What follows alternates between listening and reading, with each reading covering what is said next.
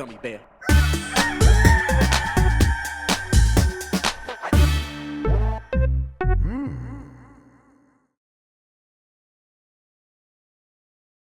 It's the internet. You're busy. Let's do this. For the next hour or so, let me help you sort through the world of gaming on Game Mess Mornings Live with me, Jeff Grubb. Today, we have Sonic Team Boss thinking you can't even understand what is happening in Sonic Frontiers. We have Final Fantasy VII Remake news dropping, and Dragon's Dogma 2 is real. But first, please join me in welcoming today's co-host for Game Mess Mornings. It's Jan Ochoa, everybody. Woo! Oh, Yeah. wow. Yeah. I didn't know we were in front of a live studio audience. We're in front of What's a up, live everybody? studio audience. I let them sneak into your house. I gave them the building code and just let them sneak in there. Oh, Lordy. Hello. Put Jan- some clothes on. Jan, how are you doing? They're wearing a mask at least. You got to respect that. There are no clothes in the mask. Yeah, that's the good look. How are you doing, It's a Jan? look. I feel great because my team won last night. Congratulations. Steph Curry finally got the missing trophy in his case. Finally got that well-earned finals MVP. We proved we could do it without KD. I'm a new sports boy, so I'm like really jazzed about all the sports. That was a pretty good showing for Golden State last night. So I think were you were just tuning into the game? What, you were like eating beef jerky, drinking beer, like really going full sports boy, or what? I ordered a pizza and Ooh, buffalo okay. wings. I went full sports boy. Yep. That's the way to do it. Man, that sounds like a good night. There were multiple times where I just stood up and just started clapping for no reason. And just like, it just went, let's go multiple times. It was great. Now, it was great. When you're doing these things, do you feel self-conscious at all? Like your partners around, like they're like, well, hey, like, do you feel like you need to tone it down, or you're just like, you're into it, you're not even paying attention to the world around you? It was her thing that I should have been more into being a sports boy earlier. So Wonderful. I think now I fulfilled that prophecy of being more sports boy. It was always within you, and now you've lived up to the possibilities that were always there. Yes, my close friend group used to joke that I don't like sports, so they got me a shirt that said sports ball. But now, joke's on them, I'm into it. But I was always into baseball. But Right. But now they're like, that's specifically the not a real NBA. sport. Yeah, they did not acknowledge the Giants, even though the Giants are another modern dynasty in baseball. Yes, absolutely. Yes, definitely. I don't know about Jason Tatum being better than Steph Curry. Not the best performance last night. Did not look too hot last night. No. Also, Draymond Green. Love that guy. He's still my favorite player. Just rub it in chat's face, because they're in there. They don't like Draymond Green in there. I love it. The great stat that I saw, Jason Tatum was the first player in NBA playoffs history to have 100 turnovers. So, it sucks some air through my teeth again.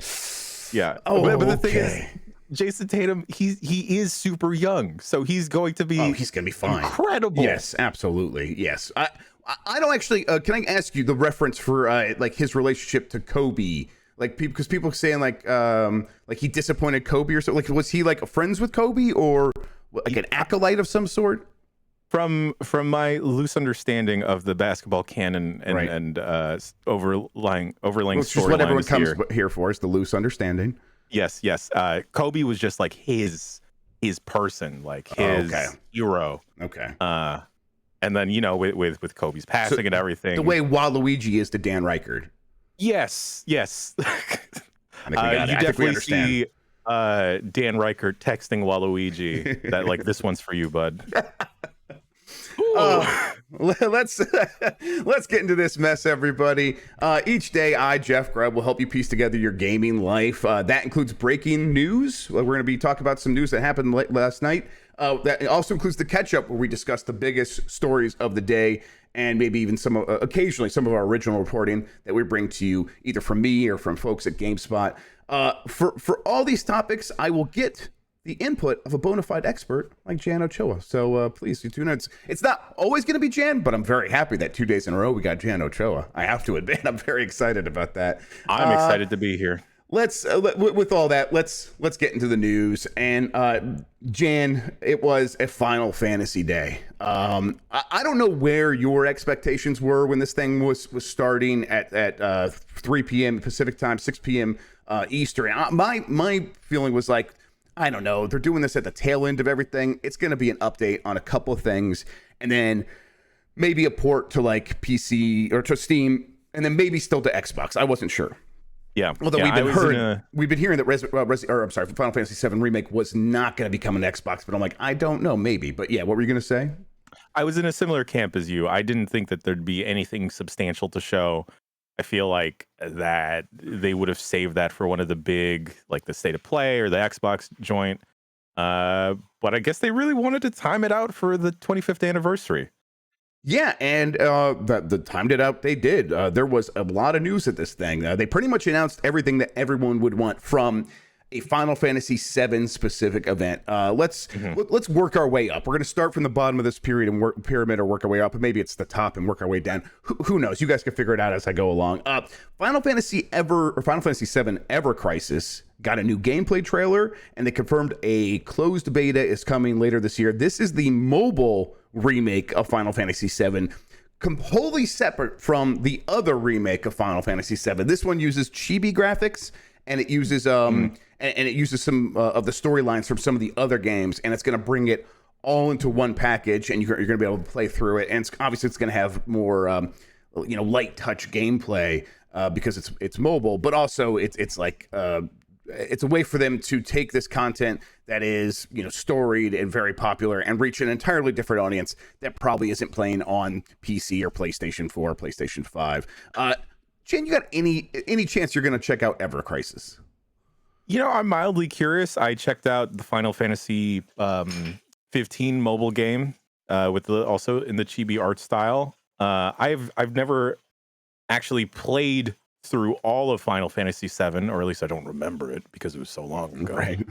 That I wouldn't mind like a quick refresher or a light semi-refresher with this game. That's kind of where I'm at. And it's like, I don't know, depending on how intensive it, like my thing with mobile gaming is always like when I see my battery start to drain, I get those, the ants in my pants about it. And I'm like, oh no, I need my phone for other things. And I don't really, but I feel that way.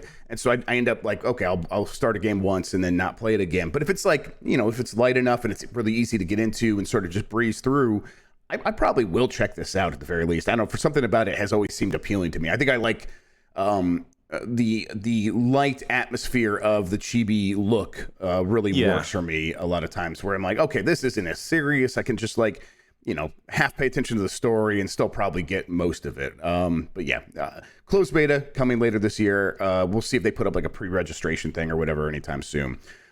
Then they announced Final Fantasy VII Remake Intergrade, which is the upgraded version of Final Fantasy VII Remake that was already out on PlayStation. I believe it also came to Epic Game Store. Well, now it is making the jump to Steam from Epic Game Store on PC. That is available now, today. You can go get that today. And it's Steam Deck verified, Jan Ochoa. Oh boy, I need Q3 to come so much sooner so I can get my hands on a dang Steam Deck. When did you pre-order yours? Like the day it happened? Okay. The day it happened, and I had no idea how everyone else got into Q1 and 2, and I slipped into Q3. Yeah, so it's like there's a tool on Reddit that people have been using where if you go in there, it says like how many minutes of pre-orders happened that day before you got yours. Oh, so yeah, like if you wanted to get down to that level of like, oh man, I can't wait for this to come, you'll see like, oh, there's like 3 minutes of people pre-ordering ahead of you or whatever. So I don't know if you want to do that to yourself or not. It feels like it's a little bit of a torturous thing. I have a Steam Deck. I am going to install this today. I've played through a good chunk of Final Fantasy VII Remake on PS4, and then because I am someone who is easily distracted, like that's probably the biggest part of this, but also someone with kids and someone who feels a little bit of guilt about putting games on the TV where like it's a communal space and there could be stuff for other people on the TV. I really enjoy having the handheld stuff, so I always just kind of default back to playing stuff on Switch. And now the Steam Deck is here. I've been doing I was able to play 150 hours of Elden Ring, no problem, because I played it all on the Steam Deck. So, wow. So like now that this is here and it's very easy to get on the Steam Deck, you probably could have figured out ways to install the Epic Games version, but it was a bit of a hassle. Actually, I had tried a little bit and then I gave up. Now that it's here and it's just Steam Deck verified, it probably is going to run pretty well, especially because it's a PS4 game originally.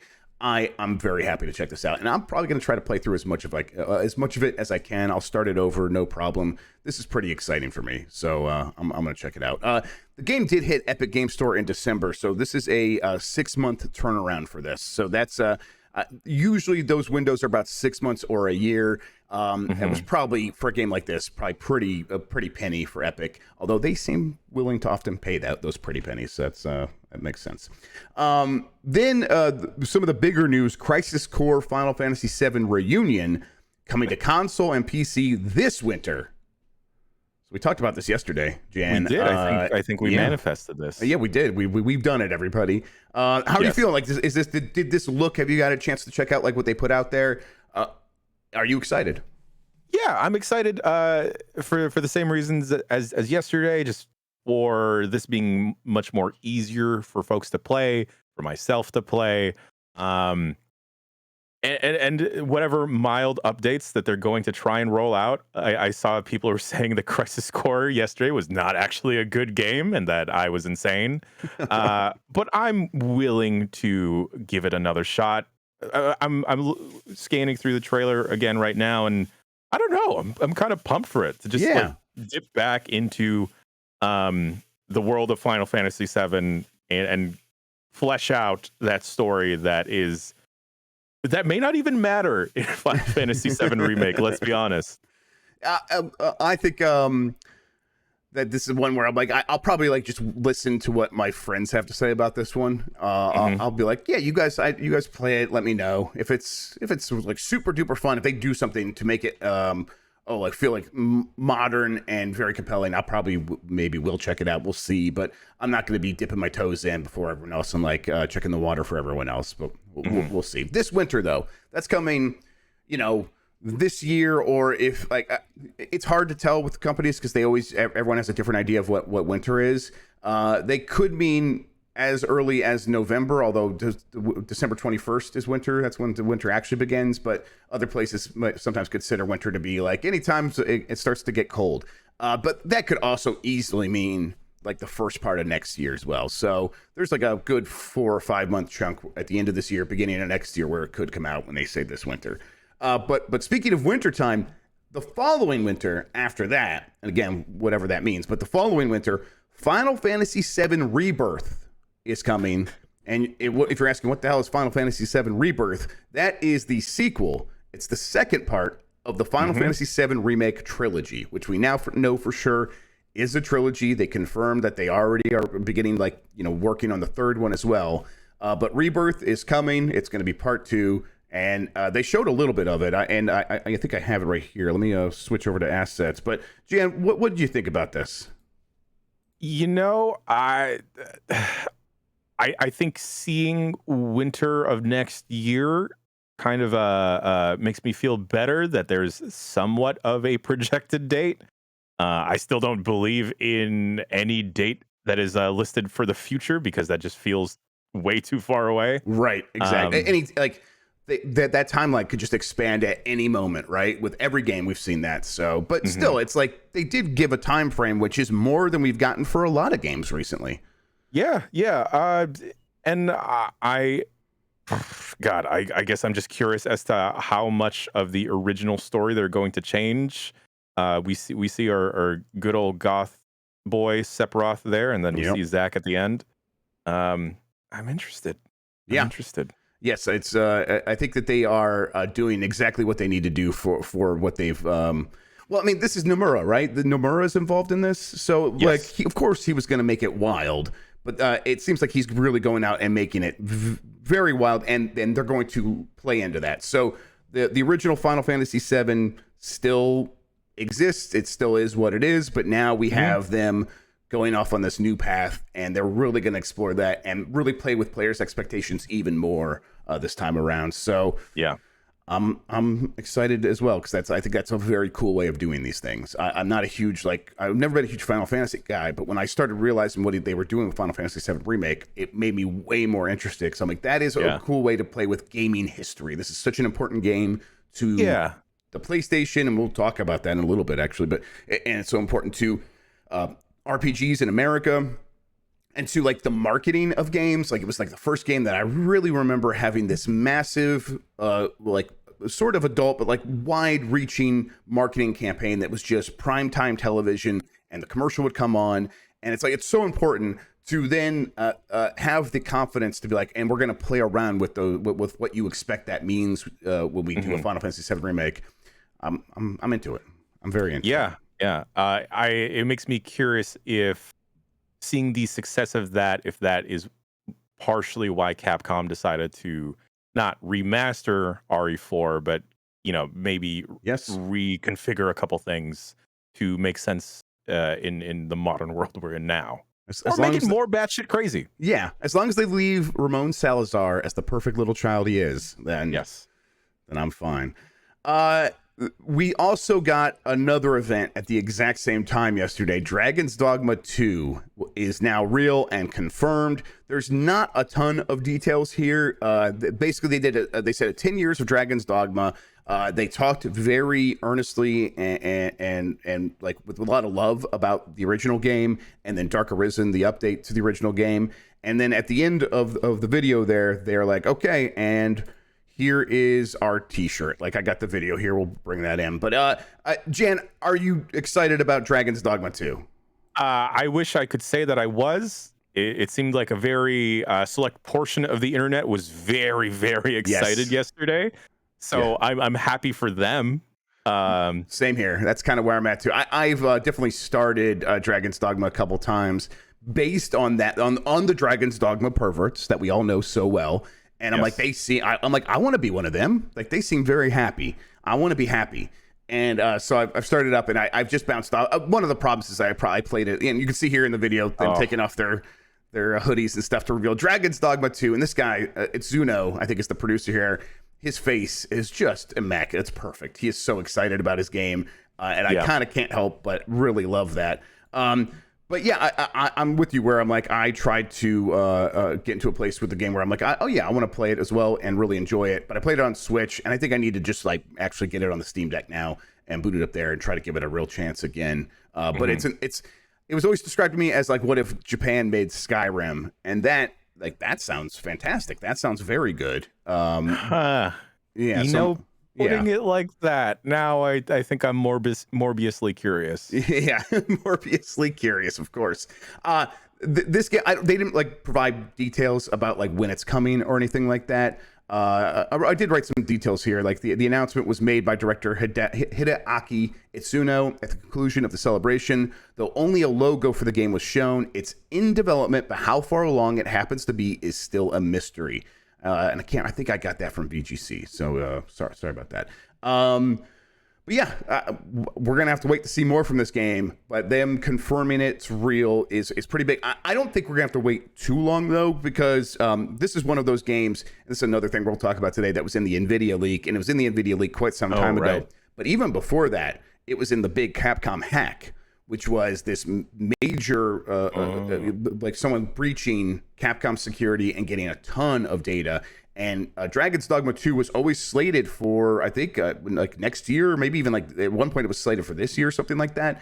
It was supposed to be coming up soon. This was a few years ago. And again, we talked about how those timelines expand rapidly. So who knows? Maybe by now it is 2024. But that means, even if it is 2024, that means we're going to be seeing some stuff from this game within the next 6 months to a year. We're going to be seeing quite a bit of it. So it's not like they're going to announce this and then go dark for 5 years. That's not where they're at with this game. So that's something. Okay. That's good. Up next, Sonic Team Boss says fans don't yet understand what this new gameplay is in Sonic Frontiers. This is by Andy Robinson at VGC. First of all, a quick note. This game apparently, and this comes from IGN and IGN's First, which has like a lot of the exclusives on this game. This game's going to take 20 to 30 hours to complete. How does that work for you, Jan? That doesn't seem fast. That does not seem fast. That's right. This is a franchise that has always had like, we're going to breeze through these levels and run through them. And it's like 20 to 30 hours means there has to be a lot of stuff to do if they're going to maintain that same, like you're joking, but you're also not wrong. Like there's something about the speed of Sonic that makes his games like usually a little bit shorter. Will they be able to maintain that sort of brisk pace while giving us 20 to 30 hours of content. I don't know, without resorting to a lot of repetition. We'll see. Sure. So yeah, this, like I said, this comes from VGC, and they write, delay Sonic Frontiers was briefly trending on Twitter earlier in June after many Sonic fans took to social media platforms to vent their disappointment over the first video showing the game in action. At the recent Summer Game Fest Play Days event in Los Angeles, hands-on sessions also resulted in wildly mixed reactions from the press. And then this is a quote from Ayazuka, who is the producer of the game. It's not really that surprising. He says he goes on to argue that fans didn't yet understand the brand of open zone game that Sonic Team is making. And open zone is that phrasing that they keep using to say that this is what's different about this game from other games. But he doesn't, when he goes on to sort of explain what it is, it still sounds a lot like an open world game. But I mean, this is a little bit of the explanation. Unlike previous games in the series, Sonic Frontier deviates from its linear format in favor of something closer to an open world structure. Ayazuka explained that while Frontiers appeared to allow players to go wherever they want in a sprawling environment, that's not quite how the game works. And then that's kind of where we're left. One last quote here, and then we'll discuss this. The team is going out and creating this new game format for Sonic, and we're calling it an open zone format. And this new game system itself is something that doesn't really exist in any other comparable titles. So we really hope that from here until launch, we can really explain what open zone gameplay is. Jan, I just don't know if I'm buying this marketing term. It's blast processing all over again.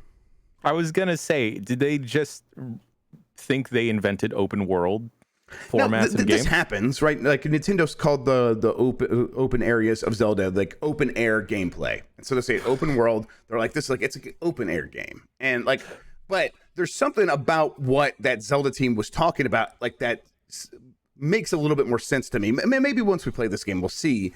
But right here, the way they're explaining it, I'm not like, they admit it themselves that they're like, we need to explain this more so people understand. Maybe there is something more to this, but to me, it just sounds like Sonic runs around in zones. These ones are more open, so they're open zones.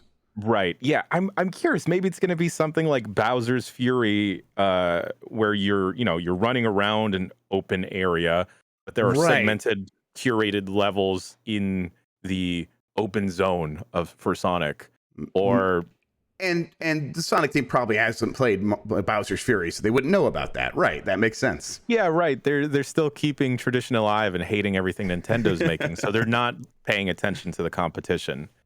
Yes. Yeah, I see someone bring up it could be something similar to Mario Galaxy, right? Where in the same vein, there are maybe little planets to approach. Maybe there's little zones that are open. Sonic just turns his key and it's like, oh, look at this. Here like your bigger containers for Sonic to run around in. It's hard to get that from the trailers, and I know you only looked over people's shoulders who were playing, but I mean, from what you saw, it mostly look like Sonic was able to run around a vast open space. I mean, like it's bigger than like the field in Zelda 64, right?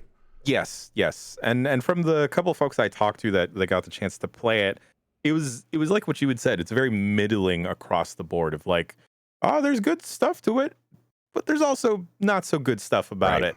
I think I'm still hung up on the art style that they're going for, and I think this just highlights a problem that I have with a lot of next gen, or I guess now current gen games, where we gotta go super photorealistic versus some type of artsier aesthetic. You know, I don't mean to poke fun at Jess with like there being too many colors in Horizon Forbidden West. But I would love too many colors in Sonic Frontiers. Maybe they should swap. They should swap their stuff. Yeah. Like let Sonic have some of those colors, please. That's where I'm at with this game. I don't like looking at it, and so everything else is sort of falling flat for me because I just really find it kind of hideous to look at. It's just, it's a gap of expectations. Sonic should be this gorgeous game. It always was. It's always been its appeal. It's fast and it's beautiful in a way that many other games weren't, especially at that time. And this game just feels like it is like subpar for what today's games are doing, let alone where a Sonic game should be in terms of just wowing you with colors and style. And it just doesn't have any of that. So, Yeah, I don't know We'll why. see. Like, especially looking back at like the trailers just now, it just seems like why does Sonic seem so dour? Yeah. Uh, I wish they had taken gosh, I forget what the game is called, but it came out last year. You were roller skating on fluffy clouds of ice and fighting giant space kaiju gods. God, I need to double check what that game Yeah. was. I It was think very I might know what steezy. you're talking about, but I can't remember the name. Uh, While you're checking on that, let's get on to this next one. Overwatch 2. This is 7 Ways Everything is Changing by Lucy James at GameSpot. We oh, work with her. I know Uh, Lucy. yeah, we know Lucy. That's very helpful. She sent this over, and I was like, "Thank you so much, Lucy." So this comes directly from Lucy James's script for the video, which you can watch on GameSpot, which is very, very helpful. So go watch that as well. But the 7 things are: it's free to play. There's a new seasonal model. There's a year 1 roadmap that is going to give like distinct details about what's coming up. Loot boxes and new cosmetics are changing. There are no more loot boxes. PvE, a big difference. And Junker Queen is the new character, and then there's going to be new maps. So just to dive into these things a little bit more, especially the free-to-play and the seasonal model, these are the big ones. For free-to-play, Aaron Keller, who is the director of the game now, he said, rather than releasing another box that players would have to buy in order to opt into the experience, we'd rather open the game to as broad of a population as possible. Overwatch is a game of teamwork and cooperation and strategy, and we feel like it's played best in a social setting with your friends. And so removing that barrier to entry, the price as a barrier to entry, is hopefully a way for you to be able to play with more of your friends and have a better experience with the game. This is some benefits are coming with this. For example, cross-platform progression will ensure that if you have unlocks in one version of the game, they will now get bunched together and you'll get them on all versions of the game. So if you played on PlayStation and PC before, well, now all that stuff's going to be in one account for you, and they're going to migrate, or what is it called when they put everything unify? They're going to unify all your stuff together. So that's something. Jen, like, where are you at with Overwatch and going free to play? Does that increase the likelihood that you'll check out this, what is essentially a big update in Overwatch 2? I guess knowing that I'm not going to have to pay for anything right out the gate is or kind ask of friends to pay things. Like, that's always the thing for me. Yes. Like, you don't have to ask a friend to go pay. Just go download this and we can play, right?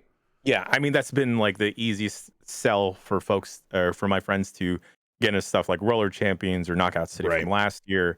From what I played from that early network test a couple weeks ago, I'm still not 100% sold, but that was still the PvP. I might be interested to see what the eventual PvE is going to look like. Overwatch had a couple seasonal modes where they introduced something similar to PvE stuff, and that was okay, but I think that it might not have been fully baked because it was just like a seasonal special thing versus a full-on dedicated mode. I am mildly intrigued. I'm not looking to doing PvP because I had miserable experiences playing that network test. Right. Maybe if I was playing with, on mic with folks that I knew, and maybe one of us knew actually how to play the game in its current state in the meta, that might be a different experience. But like just popping into those random games was like outright like garbage. Well, if they are able to get you back in, there is a new seasonal model that might be more appealing to keeping you around. Over the past couple of years, Overwatch has definitely had a bit of a content problem, writes Lucy James in her video. Yes, there's been timed events and regular competitive seasons, but the last new hero we got was Echo, and she launched over 2 years ago. With Overwatch 2 becoming free to play, the Overwatch team is being more transparent with players, changing how they approach releasing new content and making sure there's enough frequent updates to keep players coming back. And then this is another quote from Aaron Keller. One of the big changes that we're making to Overwatch, and one of the big changes that the team has really embraced, is that we really want to bring players along on this journey with us. So we want to be more transparent about what we're doing, and we want to give greater detail with what our plan is. So one of the big things with Overwatch 2 that they kind of talked about in all these details is these seasons are going to come rapidly, and they're going to last for about at most, it sounds like 2.5 months, around that range. And when they come, they're going to usually bring a new character with them and a bunch of other stuff, potentially new maps. So if you do get into it, there is going to be a lot of new content coming all the time to keep things fresh. To me, that almost seems a little bit overwhelming. But what do you think, Jan? It does seem incredibly overwhelming because I fall into this with Destiny, where every time a new Destiny update or release comes out, not release, season of Destiny comes out, I'm like, this is going to be the time I get into Destiny. But then I see the overwhelming mountain of content that I'd have to work my way through. And I'm already trying to do that with Final Fantasy 14 that I can't think that I physically have enough time. So right. It's like, it's not like your one game, which is like, if this was your one game, these wouldn't be problems. But like deciding to make it maybe one of those the one games, having a lot of content, like I said, is overwhelming for me. I know fans of the game, this is a very exciting thing. Yes, 100%. If this Overwatch and Overwatch 2 is going to be your game, especially if it's your game with friends, then this is a good problem to have. But for someone on the outside that has been Overwatch curious, or at least dipping back in and out over the past couple of years, it's intimidating, I'll say. Yes. They are trying to make it a little bit more friendly, though, with ways of getting new content, or at least maybe this might appeal more to people like us, Jan, where it's they are getting rid of loot boxes. So instead of forcing you to play a lot to earn some gold to get a couple loot boxes, there's just going to be a battle pass. So if you do end up paying a little bit of money, just by playing, you'll regularly unlock stuff. And I think they think this is a little bit more friendly. Maybe it sounds good to me. But I'll talk a little bit more about like maybe why big fans of this game might not feel as great about it. But they said leveling up in Overwatch 2 won't net you that sweet loot box anymore. When we asked Aaron why, he had this to say: as the game has grown, and especially as we go into a free-to-play version of the game where adding more and more cosmetics, it becomes a lot harder to earn what you want with a loot box system. By losing those and moving over to a shop for Overwatch 2, it gives players the actual agency and the choice to go after what it is they want to have in the game. So, try not to sneeze. There is going to be a battle pass, but they also are just going to have the shop available for you to spend money. And again, this sounds pretty similar to how it works in Apex Legends. So I think some games have been doing this free-to-play shooter stuff for a while now. It sounds like Blizzard is looking at them and taking some lessons, and they're going to try to do what they're doing. I'll say that I have a friend, Mike Minotti, a huge Blizzard fan. He's played a ton of Overwatch. You met Mike. He's a good boy. He's a good boy. He played like so much Overwatch that he almost never spent any money, and yet was able to get many of the skins he wanted because he would just grind and get gold, and then he would get loot boxes, and when he had doubles, that would turn into gold. And so when a new event would come along, he would just use that gold to buy a few loot boxes, and he would get a lot of the stuff he wanted. So to him, he was like, I like that old system. This new system sounds like if I want to have a chance of getting the stuff I really want, I will have to spend some money. And we'll see. We'll see if they offer like a solution for him. But also, I think like they want him spending money, right? That kind of seems like if he's playing that much, they probably want like, okay, he was finding ways to not monetize, so maybe there's that side of it as well. Do you think this is at all due to the fact that in places like Belgium, loot boxes have become illegal? This is probably a very good point. Yeah, there's a couple countries where you can't do this at all, and maybe they're just like, hey, let's avoid any potential of like that becoming more widespread. Like what they've done, a lot of companies have done is they just don't release their game in Belgium instead of like making changes. I know like FIFA, I think doesn't work in Belgium anymore. You have to like use a VPN. So you might be onto something there. That's a really good point. And so this ensures that like, hey, we could still use the most modern concept of what good monetization looks like. And then also it's much more in line with where the law is at. So I bet lawyers had a say on this, and they're like, hey, thumbs up, we approve. So that's probably a big part of it. And then there's the PvE, which they said is coming. It's going to be a big part of the game. I still feel like we're early on hearing more details about that. And if you want to see stuff for the Junker Queen, again, go watch Lucy James's video. It was very in depth. Next story, 8-Bit Dough, which is a controller company. I have one of their controllers right here. I'm bringing it up on video, everybody. It's a big one. Hang on. Show and tell. I got one of their big controllers. It's big and heavy, but I like it a lot. I'm going to use it to play Turtles when we do 6-player Turtles on the site here pretty soon. But They are releasing the 8BitDo Lite SE, which is a new Bluetooth controller for gamers with limited mobility. This is by Nathan Edwards at The Verge. 8BitDo is launching a Bluetooth controller for gamers with limited mobility, developed in coordination with a dad and his young son who has spinal muscular atrophy type 2. The Lite SE works with a Nintendo Switch and Android and is available for pre-order at 8BitDo for $35 with a ship date of July 15th. Just real quick, the thing that like sets the Lite SE apart is it's putting all of the buttons that you need to use to play a game on the face. So there's no more buttons on the shoulders. It has like sticks, but it also has all of the buttons for the analog sticks mapped out as individual buttons and stuff like that. So it's really just kind of putting everything there on a flat surface. It has anti-grip back. Well, let me read the rest of the description from The Verge. Sure. The Lite SE, which looks a lot like the Lite controller 8BitDo launched in 2019, is designed to be used either handheld or flat on a table. The trigger and bumper buttons are gone, replaced with L1, L2, R1, and R2 buttons on the front of the controller. L3 and R3, which is when you press the sticks in, they have their own buttons as well, rather than relying on any analog stick click. And all of the inputs are more sensitive and easier to press. There's an anti-slip mat built into the back of the controller to keep it from sliding around when used flat. And then the one thing I added this note, because I'm not sure if they said this or not explicitly, but 8BitDo has its Ultimate software, which when you install it or use it on the console, you can remap the controls. So this should enable like these people, anyone who needs to use the controller to, if they want a certain button to do a certain thing or to add macros, you should be able to just do that in this software and it should work. Now, again, I don't know if 8BitDo has confirmed that, but I think that's the way that it should work. This is a pretty cool thing, right? Like 8BitDo is like already well known for cool stuff like this, where it's just like, hey, that's something that appeals to an old man like me. A big arcade stick that looks like the NES Advantage controller. And it does seem like they're going a little bit out of their way to be like, hey, we have the ability to design these things, and let's just see if we can work with someone. And they put out a video where they do work with this family, and this kid is just like, hey, I love to play games. I find ways to do it. My family has built controllers for me, but they're rickety and they're built on cardboard. And here's a company just coming up and solving these problems for me. This is pretty cool, right?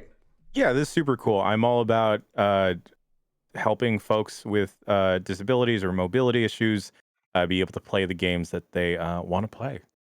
Like that Xbox controller was like a super neat idea. That came out like what, 4 years ago? The adaptive controller, absolutely, yes. And the thing with the adaptive controller is it has all of the inputs that all sort of these peripherals that people already like plug into the like wheelchairs and assistive devices. There's a lot of common ports that they use, and it's usually like almost like a phone jack and stuff like that. The adaptive controller has all of those ports and makes it very easy to just plug in anything that you might already have to make it super accessible. This is like kind of going in a different direction where it's like, let's make something that works really well for a kid who has limited mobility. And it's like, okay, and the thing about the adaptive controller, it is big and you do have to plug in other stuff. This is just like, okay, if you want something that's just going to be right in front of you and has all the inputs you need, this is like solving the problem in a slightly different way. And maybe that's what this market needs, this really large market. I remember I talked to Steven Spahn, who is one of the founders of Able Gamers, and he was like, there is no one size fits all solution. There is never any solution where it's like, if a developer just does this, they're going to serve this this market of people with limited mobility. But if you do put stuff out, this is also a market that does have money to spend. And he was like very adamant about this, where it's like people just think that all they ever hear are the stories of people struggling to pay medical bills. And he's like, yeah, that stuff happens. And we need to talk about that. But there are people, when they go home at night, they still find entertainment in the same ways as everyone else. So them having access to these games is super important. And I think this is very cool. Yeah, Steve put something in perspective to me that I actually had never thought about. Games like Tower Unite or VR Chat or these social hubs of games, I thought they were just made for degenerates. But then Steve had put it in perspective, like, for folks like in Steve's position, that is a way where they can go hang out with their friends. That is so easy, and they can go to a dance club, listen to music. So there's never anything wrong with more accessibility. I see a couple folks complaining about build quality for 8BitDo stuff. So I think, go ahead. I was gonna say I've occasionally had issue, but it's like companies like Razer, I think, have way worse build quality, and I've like used some 8BitDo controllers for a very long time, but they've also been pretty good about refilling orders. If like you have an issue, they will RMCA it and get it replaced pretty quickly. But yeah, if other people have had that issue, then yeah, that's important to bring up as well. All right, let's get this next story. Activision clears itself of all wrongdoing by Ethan Gach over at Kotaku. Nearly a year after an explosive lawsuit by the California Department of Fair Employment and Housing kicked off a firestorm of sexual harassment and discrimination allegations at Activision Blizzard, a board of directors working group investigating the company has released its findings. Led by a 25-year veteran of the Call of Duty publisher, the group concluded there was never any systemic issue with harassment, discrimination, or retaliation at Activision Blizzard. I'm shocked. Wow. Activision said Activision did nothing wrong? Right. And I'm shocked and believe them. I don't believe them. This is a you know what? Here, let me read another quote. Contrary to many of the allegations, the board and its external advisors have determined that there is no evidence to suggest that Activision Blizzard senior executives ever intentionally ignored or attempted to downplay the instances of gender harassment that occurred and were reported. This is the Workplace Responsibility Committee wrote in a shareholder message on June 16, and it was in an SEC filing for everyone to see. While there are some substantiated instances of gender harassment, those unfortunate circumstances do not support the conclusion that Activision's senior leadership or the board were aware and tolerated gender harassment, or that there was ever a systemic issue with harassment, discrimination, or retaliation. Ethan goes on to write here, these findings are aimed squarely at refuting allegations in the DFEH lawsuit and those raised in the November 2021 Wall Street Journal investigation. The latter reported that Activision Blizzard CEO Bobby Kotick failed to report a 2018 settlement with an alleged rape victim at Call of Duty Vanguard maker Sledgehammer Games to the company's board. The summary is also hard to square with the landmark $18 million settlement with the EEOC for recent victims of harassment and discrimination at the company, at which point Activision itself said, what we have come to realize over the past several months is that there are many truths about our company, individual and collective, experiential and data-driven, and sometimes they can be difficult to reconcile, the board wrote. It does not elaborate on the details or nature of those opposing truths, but then goes on to complain about being wrongly maligned by an unrelenting barrage of media criticism. So, it sounds like a group that set out with a goal in mind of their whole perspective here is, was the board complicit or not? Like, even if we were to take what they were doing and believe that they were doing it in good faith, the goal here was not to suss out what happened. It was to suss out whether the board was complicit or not. And to me, it's very hard not to be cynical. It's very hard not to assume that they are doing that with the intention, especially knowing who pays their checks, who writes their, whose name is on their check, Mr. Activision, Bobby Kotick. What else do we expect from them to say? It's mildly insane. No, it's full on insane to for this to happen and everything, because of course this person conducting this, I don't want to say that they are coming into this with a certain mindset to try and sway things to one way. It's hard not to feel that way, right? 100%. And also with the sale to Microsoft, of course they don't want any bad things to pop up, because that might affect that or certain people's paydays. Right. I mean, that's exactly the group that we're talking about. The group that stands to benefit the most, that would maybe, and it's the stuff that Elizabeth Warren brought up when she was like, we want more scrutiny on this deal between Microsoft and Activision, not because they're even that worried about what it means for the market. Their biggest concern was we feel like the people at Activision that were complicit and responsible for bad things happening to many of its employees and burying that stuff are going to stand to get a windfall of cash. They're going to get a huge payday. And we think that is unfair. And she's absolutely right about that. And that's the scrutiny that could still come before this deal closes. And it seems like this is directly aimed at avoiding that. And again, I use the word seems because it just seems that way to me. I don't know if it is, but it does seem that way to me. My biggest thing here is like that original EEOC this is a settlement where Activision basically, I don't know if they probably said that we don't admit wrongdoing in that thing, and then yet we're still giving the money and we're still going to look at ourselves and all that stuff. But probably the wording of the settlement usually is we admit no wrongdoing on a legal basis or whatever. So maybe they believe this doesn't conflict. But the way they talked about how they have a lot of truths they need to reconcile with, and then now it's like, no, we don't. It is real whiplash. And then also, it's not like this is a rogue Department of Fair Employment and Housing employee doing this lawsuit. The people, there was a whole team responsible for this, many of whom, I think some of whom at this at that group have now resigned in protest of the meddling that has happened from the governor of California. And then the Wall Street Journal report. The Wall Street Journal is not like these are two different entities corroborating what is happening inside of Activision. There's just so much evidence that we can tell what kind of environment was happening there. And again, like when these stories came out, there was stuff like Bobby Kotick tried to protect one of the leaders of Call of Duty back when he was accused of harassment and I think sexual misconduct on a gross level. And when that came out, that guy finally resigned at that point. So he had been there this entire time. So if he was protecting him, he was protecting him that entire time. I don't know how you can't say that isn't complicit in creating an atmosphere of people feeling like we are unsafe here. Yeah. Do you think that there is any type of loose promise from Microsoft leadership as this transition continues to go along that like, hey, stuff will be different, there will be cultural changes, or has it mostly, as of right now, still been pretty hands-off in terms of Microsoft operating, Microsoft and Activision operating as different entities? So Microsoft and Activision, Microsoft cannot interfere at all with Activision at this point. They can't tell them what they want, anything like that.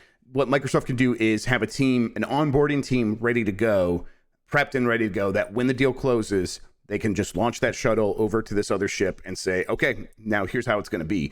Microsoft has a real strong desire to both appear very progressive, but also to keep it cool with Washington. Microsoft went through it all once already in the 90s with the antitrust lawsuits. And since then, they have kept a very strong and positive relationship with people in Washington, while Facebook and Twitter and even Apple and a bunch of other companies have repeatedly had to come up to Capitol Hill and explain themselves over and over again.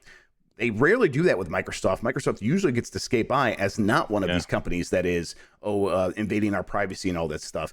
They spent a lot of time and money creating that reality. And anything that threatens that, they are going to deal with. And I think a situation where they bring in a company and they don't deal with its culture threatens that. It's something that Elizabeth Warren has already talked about. And so they were going to want to deal with it. Now, are they going to deal with it because it's the right thing to do? I think for a lot of people, and they're hiring people who really do want to do that sort of thing because it's the right thing to do. And at a certain point, what else can you ask from a corporation, right? Corporation is just an entity that hires and fires certain people, and who it hires is who the corporation wants to be.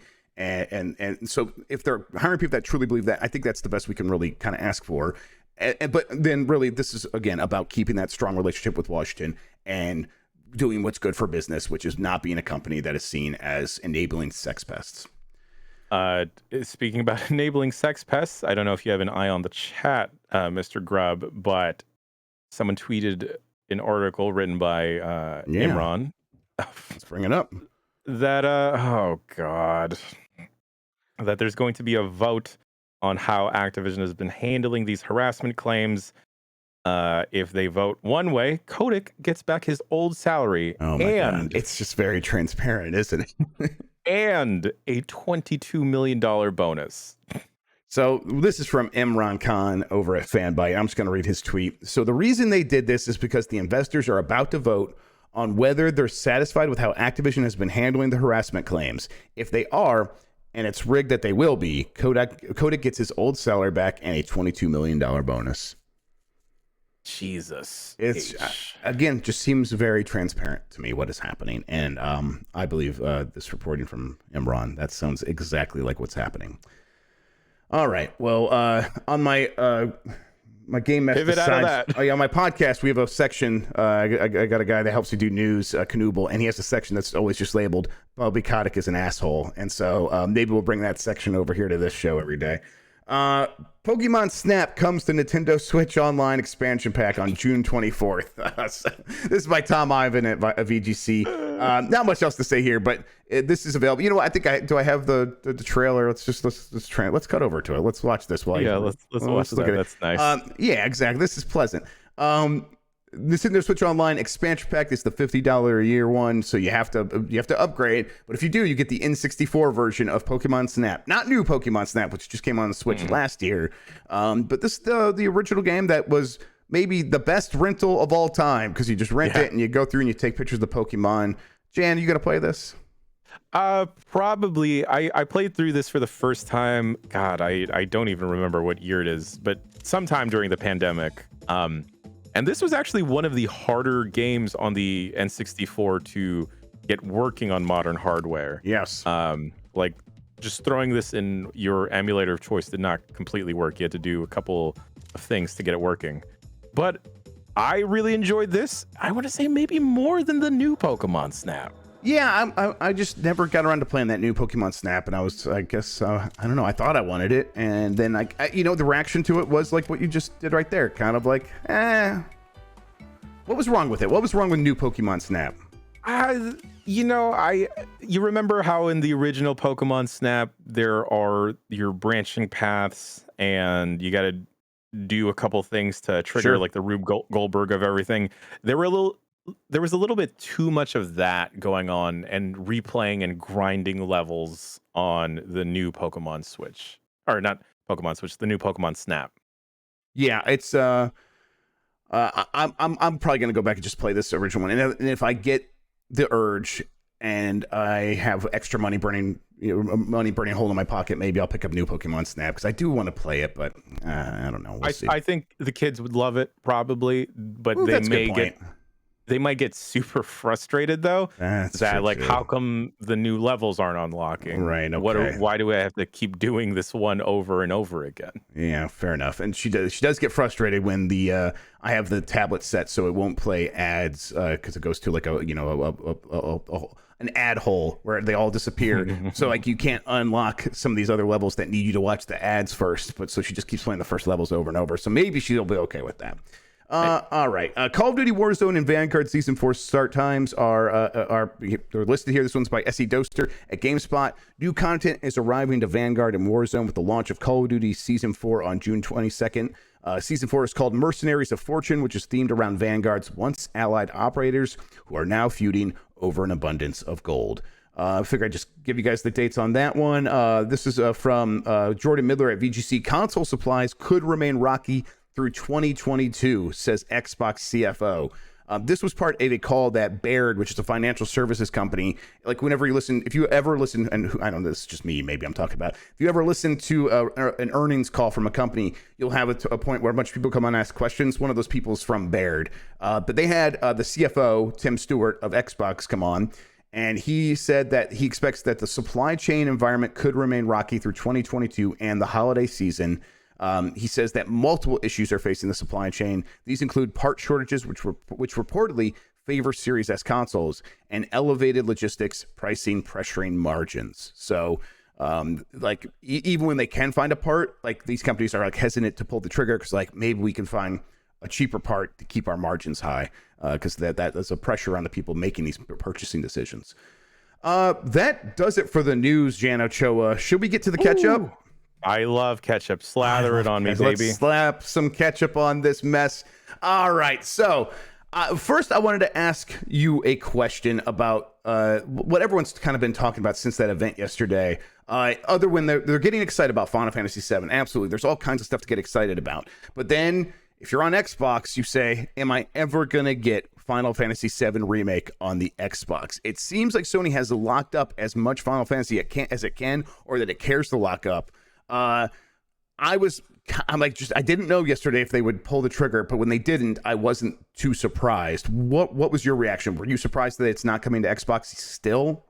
I was definitely surprised that Final Fantasy VII Remake has not made its way onto Game Pass or Xbox platforms just yet. I'm now of the mindset that I feel like Final Fantasy XIV will actually make its way to Game Pass sooner than Final Fantasy VII will. Yeah. I almost see it as a joint of like, once part 2 of the remake is out, maybe 6 or so months, then it'll hit PC, or they'll do the Epic deal again, and then eventually it'll make its way to Game Pass. I feel like Final Fantasy XIV, I don't want to say it's bigger than the 7 remake, but I feel like that is more of an attainable thing to get onto Game Pass versus 7 for some reason. Yeah. And it's well, it just seems like Sony thinks that Final Fantasy VII is a big deal, and it's probably like in the right range of being a big deal and yet still pretty affordable in terms of what they have to pay to Sony or pay to Square Enix to keep that exclusivity deal expanding and expanding. Mm-hmm. What's probably happening here is like every time they have to go renegotiate for the next part of the series, it's like, well, let's just, lengthen the time that we get the first game exclusive as well, or, exclusive, the length of the time that we keep it off of Xbox. So, I mean, to me, it seems like Sony is happy with it. It's going to keep happening. It's not like, Final Fantasy VII Remake came out and sold a ton right out of the gate. When it launched on PS4, it was like 5 million copies, which is good, but it was like, that's, not as big as like some other console exclusive games. So again, that probably still makes it pretty affordable, where like Sony is like, okay, we could put on an Xbox, but really Sony's giving us a ton of money, and it makes it a big deal with that audience. And so maybe this maximizes our potential return on investment in this game. So I think I'm with you, where it's like Final Fantasy XIV probably isn't coming to Xbox anytime soon, but I still think you're right that it's more likely in Final Fantasy VII Remake, which is weird. And then I have this list of Nvidia leaked games that have been confirmed. Dragon's Dogma 2 was the most recent one, and now we can check that off. Now, we knew that was coming again because of the Capcom leak is hacked, but still, this is another game on the Nvidia leak list that has now been checked off. There's some other games on this list I want to ask you about if you think we're going to get them anytime soon. Monster Hunter 6. You think we get that soon? I know that would make Jason very happy, and I want Jason to be happy. I'm going to say yes because of that as well. Yeah. So whether or not it's an actual likelihood of happening, I just want Jason to be happy. Yeah. And then speaking of Jason being happy, Tekken 8. That'll make us all happy.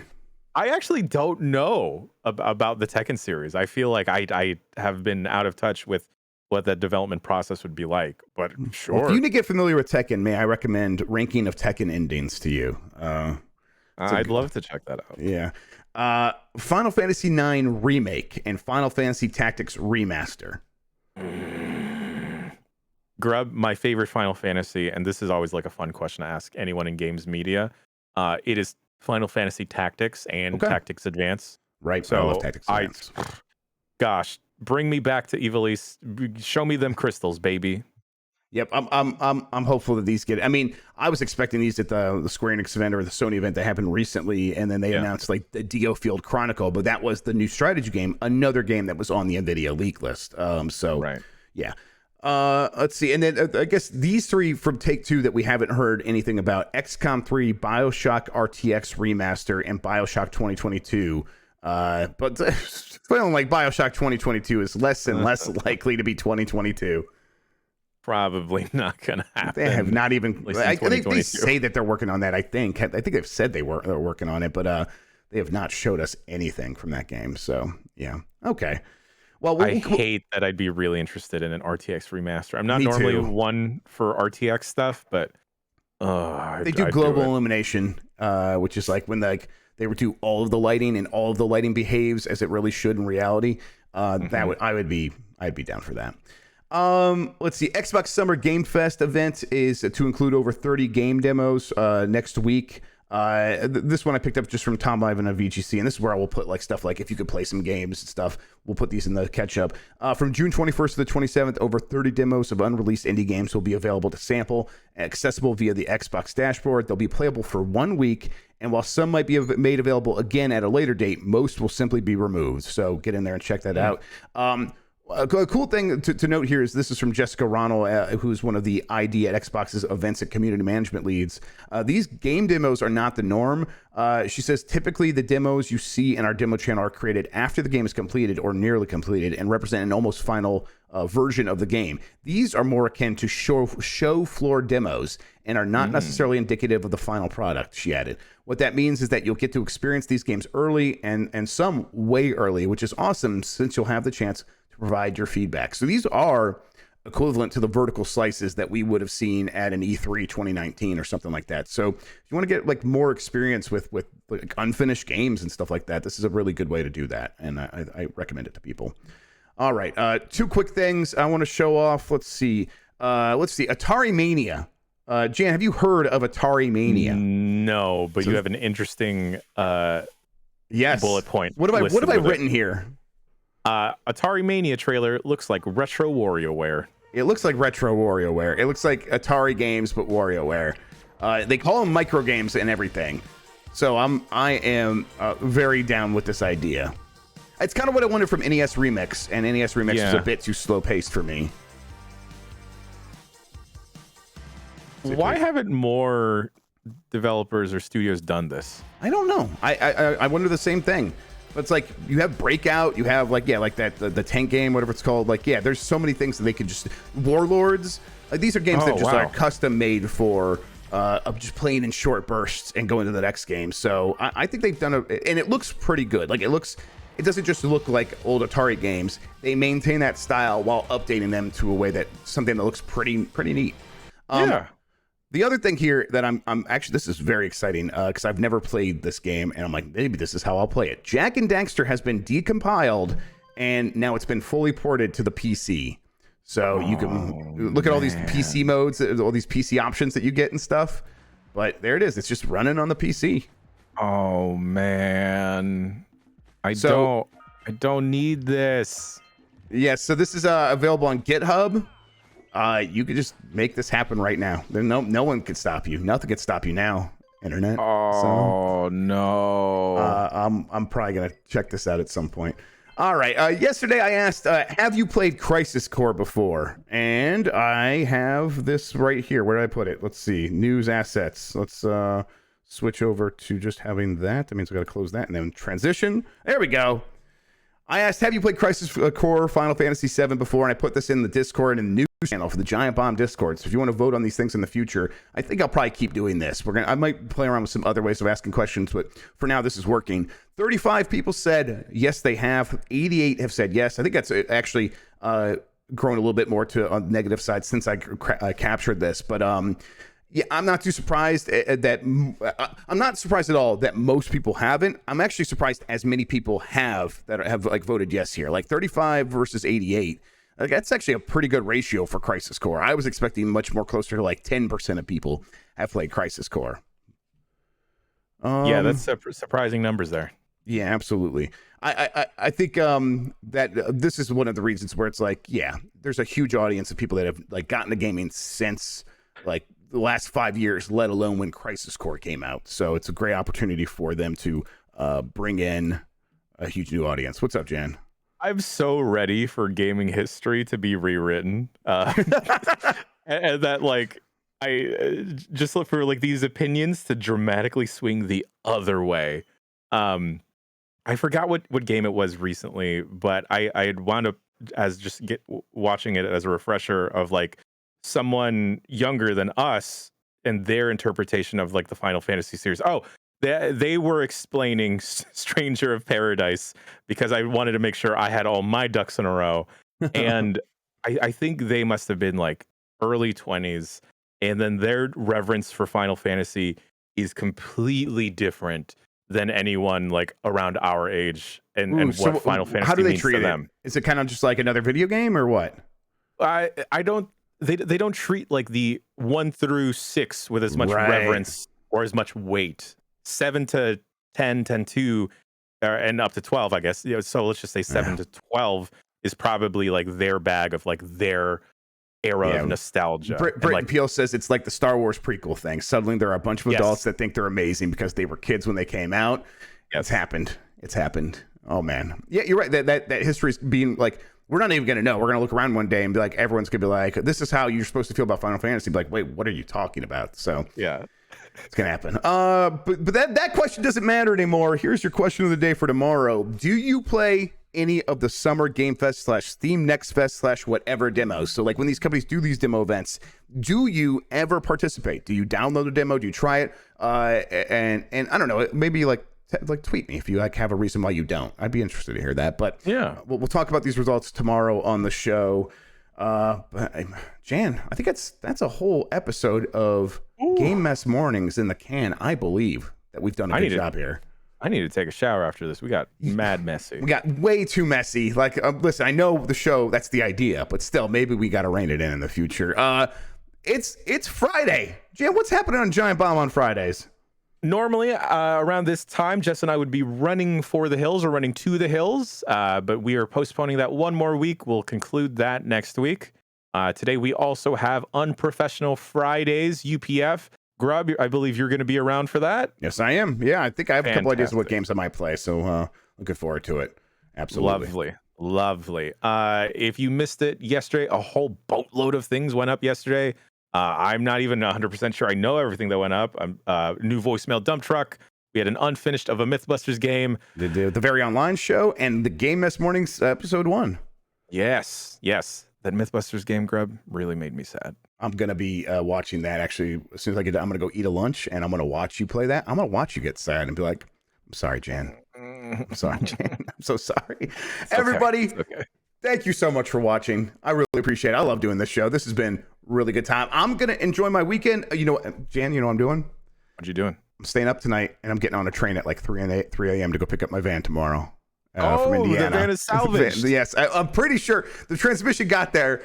They said it should be a quick fix once the transmission got there, but I'm like, okay, well, I gotta just get on a train. I guess that's the easiest thing to do.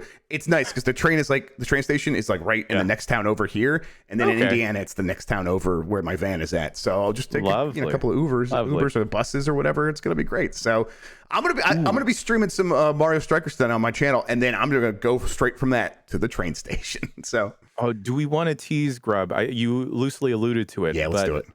There may be a good chunk of us playing TMNT Shredder's Revenge, right? That's the Shredder's Revenge. That's right. Yep. Shredder's Revenge next week. Yeah, we have enough codes to do 6. Let's see if we can get everyone online at the same time to make it happen. But yes, next week we're going to play through all of that 6-player. Really looking forward to it.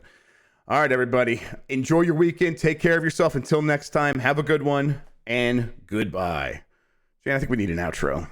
Oh, I'll make one eventually. All right, yeah, we'll get to it eventually. Bye, everybody.